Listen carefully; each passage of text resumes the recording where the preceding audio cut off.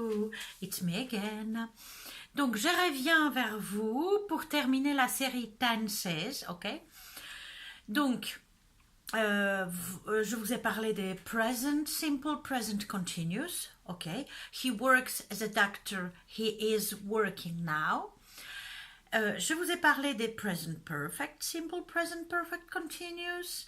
So, he has worked for different companies in his life. Donc, il a travaillé pour plusieurs entreprises dans sa vie. C'est son expérience, il peut encore en refaire parce qu'il lui reste bien une quinzaine d'années pour prendre sa retraite.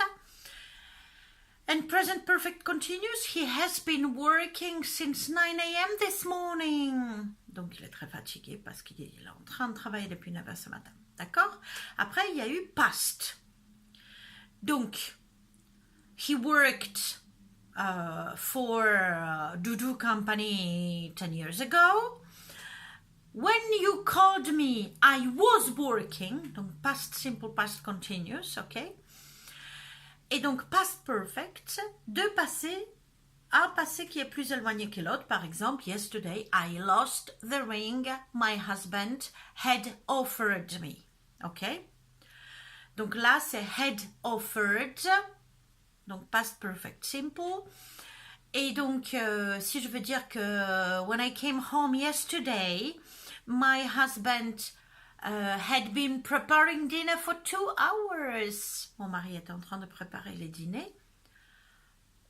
Au moins depuis 2 heures déjà, d'accord? Donc, alors, on va prendre cette situation, encore une fois, de dîner. Hein. Donc, when I came home, prétérit simple, my husband was preparing dinner. Prétérit ing. When I came home, my husband had prepared dinner. Donc, past perfect.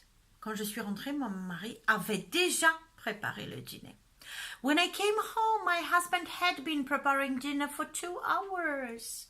Quand je suis rentrée à la maison, mon mari était en train de préparer le dîner depuis 3 heures déjà. Past perfect continuous, ok? Qu'est-ce qui nous reste? Future. Donc, one day, I will meet Antonio Banderas. Bon, un jour, je rencontrerai Antonio Banderas. Lol. Donc, I will meet. Ou bien, one day, I will work on the moon. Je travaillerai sur la lune. Un peu de prévision. Donc, future simple. Maintenant, je vous dis, don't call me tomorrow, I will be working. M'appelez pas demain, je serai en train de travailler. I will be working.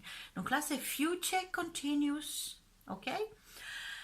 Maintenant, imaginons une situation où j'apprends que ma boîte donne une prime de ouf. Mais il faut avoir 15 ans d'ancienneté. Moi, j'ai que 9 ans. Donc, j'ai dit, oh my gosh. In 5 years or in 6 years, I will have worked for 6 years. In 5 years, I will have worked for 15 years, par exemple. D'accord? Donc, d'ici 5 ans ou d'ici 6 ans, j'aurai travaillé ou ça fera 15 ans que je travaille pour la boîte. Donc ça, c'est future perfect simple. Maintenant, il nous reste un seul, future perfect continuous, qui est quand même, je dirais, le plus dur, parce que traduire en français, franchement, c'est juste pas possible, ou bien je ne serais pas très correcte. Bon, même si je suis étrangère, il faut quand même éviter ne pas être trop correcte. Donc, admettons, je dis, vous allez venir me voir, vous allez venir pour m'aider à déménager. Et vous me dites que vous viendrez demain à 4 h de l'après-midi. Moi, je dis, bah non, pas à 4 h de l'après-midi. À 4 h de l'après-midi, ça fera déjà 5 heures que je serai en train de bosser comme une folle à faire mes boîtes. So, at 4 o'clock? No, I will have been working for 5 hours already. Donc, je serai en train de travailler déjà depuis 5 heures. Ok? Donc, voilà. Donc là, on a tout vu. Sinon, pour voir tous ces present simple, present continuous, present perfect, simple, present perfect continuous, past simple, past continuous, past perfect, simple, past perfect continuous, future simple, future continuous, future perfect, simple, future perfect continuous. Oups, je peux respirer. Vous pouvez trouver ces tableaux soit dans mon PowerPoint que j'ai mis il y a 2-3 jours sur YouTube ou bien sur ma page Facebook Dorota Monzon. Voilà, Dorota sans H. Don't forget this.